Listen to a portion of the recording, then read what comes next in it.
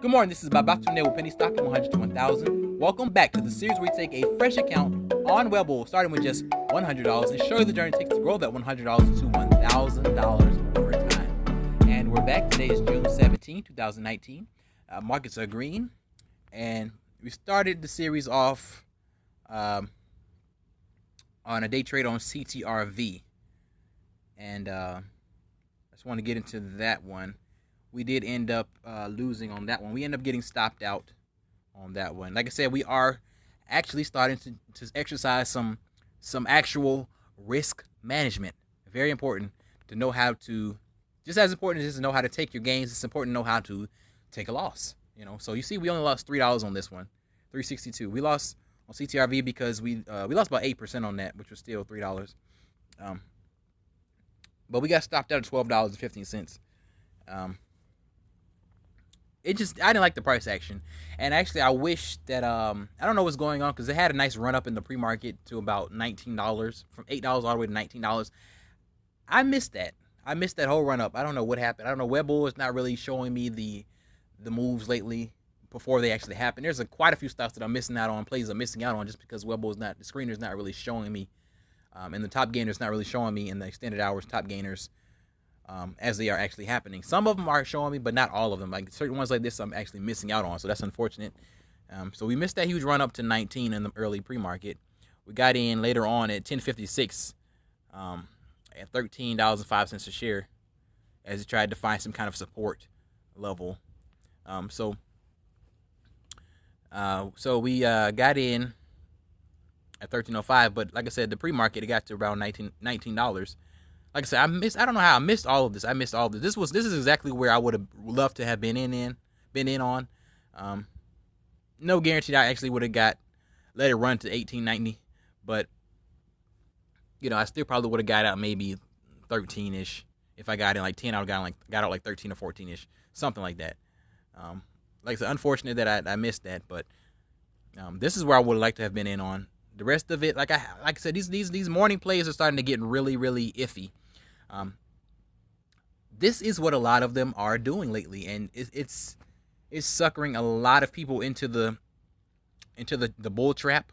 It's a bull trap, because a lot of these plays just gap and crap, and it sucks. It sucks right now. I guess the market we're in right now is what's kind of encouraging this type of behavior. It's a very undecided market, so it's encouraging this type of pump and dump market. Especially in the penny stock sector. So it's unfortunate, but this is pretty much what happens to a lot of these plays. So I got in about here around 10 o'clock, where I thought it was trying to find some support for another push back up, and I didn't expect too much. I was expecting maybe it can retest, 16 if possible. Maybe the 15s would have been a nicer target, a cleaner target rather. Maybe around here, it's like 15ish. You see these areas here, this area here, like the 15ish area. That's a nice little area. Even though I put my sell order in at 16, a little greedy, but it doesn't matter. We never got there. Like I said, we got in around here when it started to support itself a little bit. We got in at 13.05. So around here on this candlestick or so, maybe this one, and then it just dropped. And I think this is where we pretty much got stopped out. Very fortunately, and a good thing about stopping out, I'm starting to realize, is you can actually go to sleep. You can go back to sleep, so that's a really good thing. You don't have to feel stressed to get back up. Like, oh my God, what's going on? You're dreaming and you're thinking about the stock market. You're dreaming about the stock market and stuff like that. You don't have to worry about that, because you're either gonna take your win or you're going to get stopped out. One of the two. So I'm liking that. But like I said, it did drop down here to $12 on this tick, and I was certainly out. Or was I in there? I don't remember where I was. I think I was in around here on the rebound, and then it pushed up. Yeah, maybe it pushed up here a little bit, 1350, but that was like maybe 3 or 4% gain. I was never going to take that. Not enough, not quite enough for me. And then it just pretty much found resistance here, new resistance here in like 1350ish. And then it just tanked on the day, dropped after that. So I got stopped out. The reason why I chose The reason why I chose, what was it? I think I chose about 12.19 a share. Um, I don't remember why, but I chose 12.19 a share for some reason. I just thought maybe because if it was settling around here earlier in the low, in the high 12s, you know, if it gets close, the closer it gets to $12 a share, the easier it is probably going to be for it to tank and drop below $12 a share, right?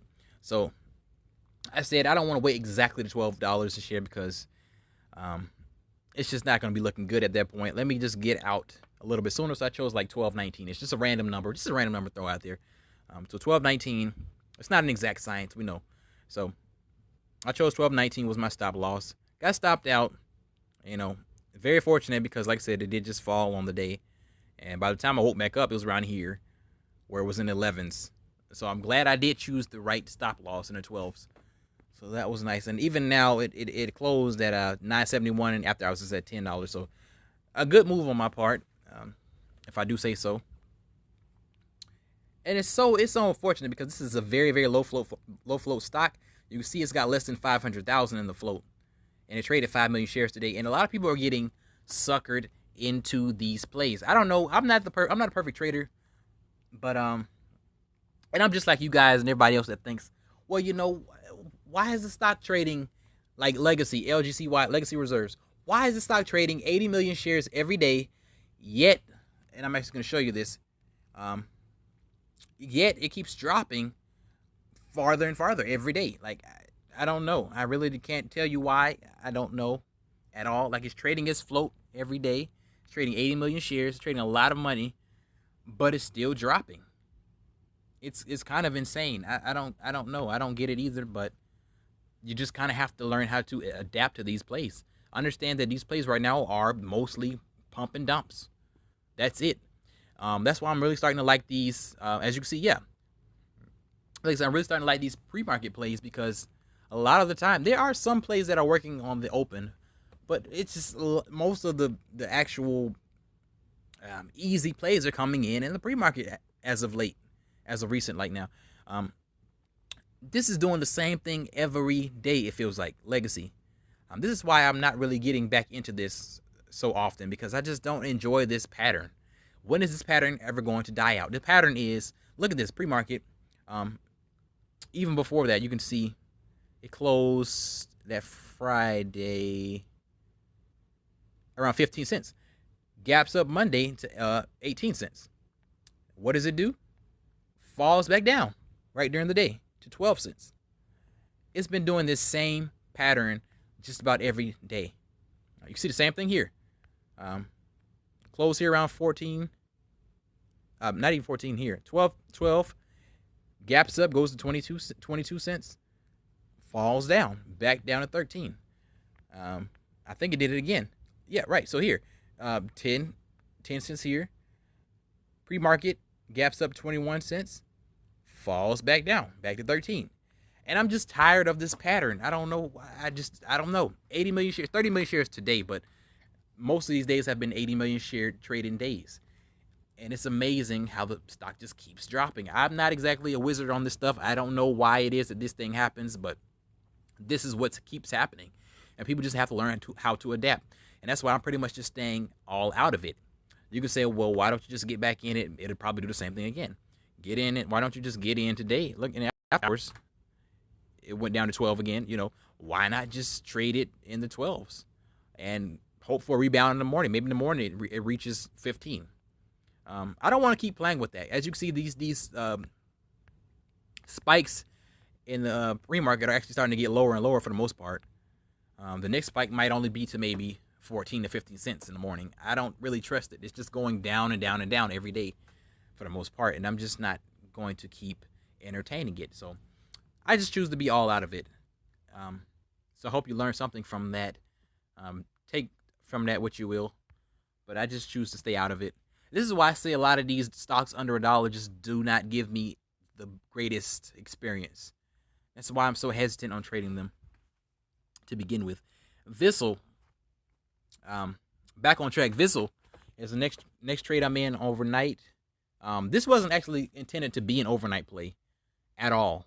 I'm not exactly bag holding the stock. There's a difference. There's a difference between me getting in on a stock at 9:30, 10 o'clock in the morning. It doesn't go my way, and I just bag hold it a day. I hope it comes back. There's a difference. I bought this towards the end of the day, hoping for a rebound um, into power hour. Of course, we didn't actually get that rebound, that strong rebound into power hour that I was looking for.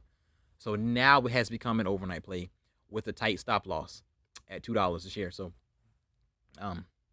but I actually wanted to get in. VISL was actually very, very good to get in early in the day. It halted a couple times. You can see we got in at 218 at 3:08 p.m. So into power hour, we got it at 218. But yeah, it halted a couple times early in the day. I was actually looking at this early in the day, and actually, if you want to look at my order history, you'll see that I actually put in an order at, is it this one? No. But I know I put in an order at 231 a share right after the first, actually after the first halt. That was a $4. I'm sure. I'm glad that $4 got canceled. But yeah, it was a I think right here, 231. Right. So right after the halt, the first halt, where it was around $2, 220 or something like that. I put in my order as waiting for it to resume. I put in my order at 231 a share, and guess what happened? It actually, when it resumed trading after the halt, the lowest price on the level 2 I was looking at, the lowest price that actually got filled was 232. A literal penny that I missed out on. If I put my order up 1 penny higher, I would have got filled. So that was a little upsetting on that one. Unfortunate indeed, because I actually had the highest buy order at this time on the level 2 when it was halted. I had like the highest buy order that I can actually see that was visible at 231.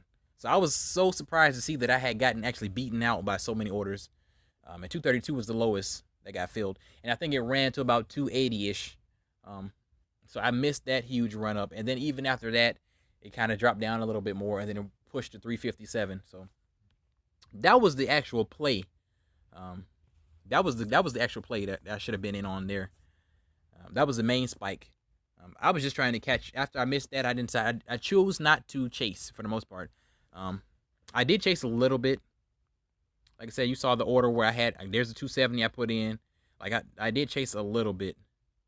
You can see here the 401. I don't know what was happening with Webull. That was after it got to around the threes, and then it halted again in the threes, and I went ahead and just put in 4 just to make sure I get filled. I don't know what was happening with Webull, but I appreciate it. It must have been an angel in disguise, because after it came back from the halt, it just completely dropped below $3, if I remember correctly. So I'm glad I did not get filled there. But I kept putting in these orders during the halt, and they kept instantly getting canceled for some reason. Webull kept instantly canceling them right away, and I don't know what it was, but I took it as a sign to just stay out of it, and it was a good sign. So luckily we didn't chase that, and we got in later on. Like I said, we got in later for an actual rebound play. So, right now and after hours at 213.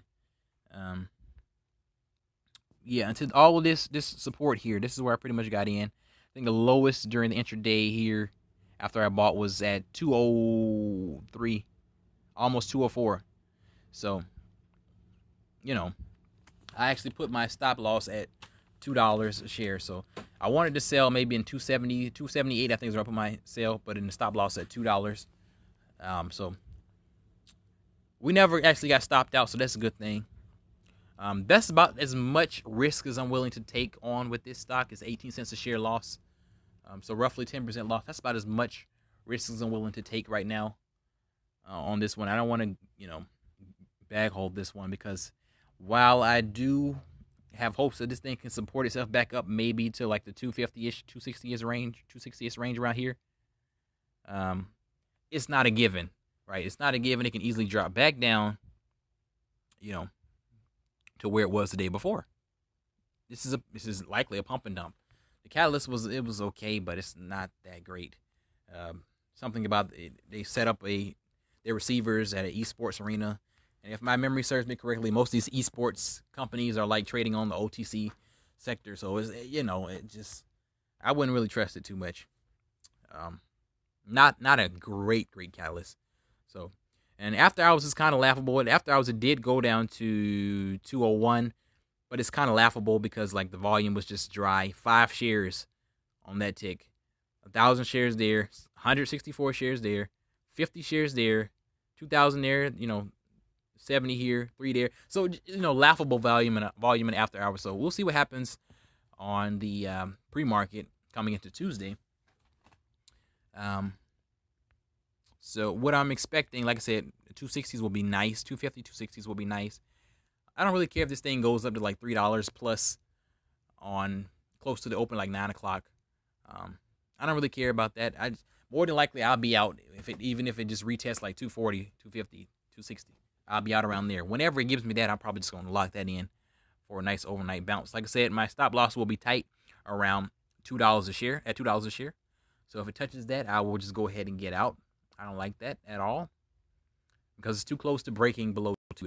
And I don't like that. So again, I'll just be out at that point. But we'll see what happens in the pre-market. And I guess that's all for today. If you hopefully you stuck with me through this whole lesson, because I've just been talking. But I just want you to know this is important stuff. This is important stuff that I'm talking about. This is key stuff that you want to know, that you want to learn, that you want to hear somebody talk about, because a lot of people don't actually talk about this type of stuff. These gapping crabs and how the state of the market and what are the best times to make these plays, things like that. So I hope you stuck with me and learned something. So I guess we'll just see you on the next episode.